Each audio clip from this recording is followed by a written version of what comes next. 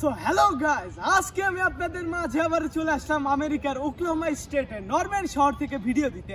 আমার পিছে দেখতেছেন একটা স্টর্ম শেল্টার, এর ভিতরে আমাদের শীতকালে ক্রিকেট খেলা হয়। তো আজকে টুর্নামেন্ট চলতেছে, চলেন আপনাদের দেখাই।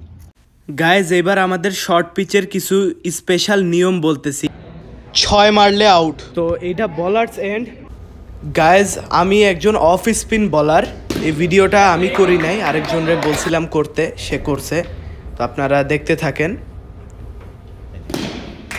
তো এই যে বিভিন্ন ব্যাটসম্যানের জিনিসপত্র মনে হয় ফাইটা গেছে।